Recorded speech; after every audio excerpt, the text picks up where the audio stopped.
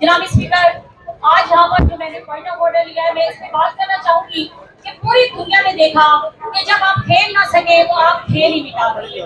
जब आप चादर चार दीवारी का तकद्दुस प्रमाण करके थक गए हो, जब आप सोशल मीडिया एक्टिविस्ट उठा उठा के थक गए हो, जब आपने लीडर को बंदे सरासित करके देख लिए हो, तो आप जाके मेन मरकजी की राह में उसको ही काबू में कर लें। तो जनाब, मैं आपके होश गुजार करना चाहती हूँ कि 25 करोड़ आवाम जो है वो पाकिस्तान तहरीक इंसाफ है। आप किसी की आजादी राय को नहीं दबा सकते।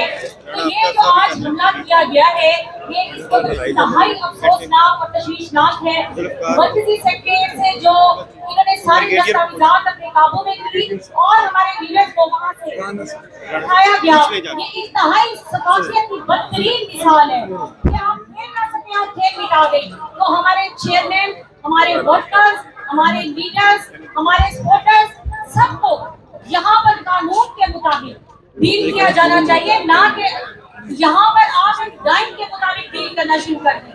तो मेरा यही मौक़िफ़ है कि तमाम लोगों को तहफ़्फ़ुज़ होना चाहिए और आप यहाँ पर डीआईजी को भी बुलाएं और यहाँ पर आप आईजी को भी बुलाएं और उनसे पूछें कि ये कौन कर रहा है, क्यों कर रहा है और क्या अब वो हार मान चुके हैं कि वो इस ऊंचे कंधों पर उतर आए।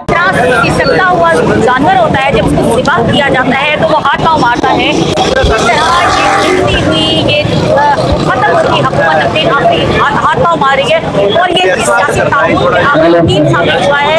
जब आप मुकाबला ना कर सकें तो आप खेल मिटाने की कोशिश करें। इन्होंने सेक्रेटरीट पे हमला किया है, इससे सारी दुनिया ने देखा है किस तरह बौखलाहट का शिकार है। इस तरह के हमलों से ना तो वोट कम होगा, ना वोट बैंक कम होगा, ना लोग हिम्मत हारेंगे, लोग हिम्मत हारने वाले नहीं।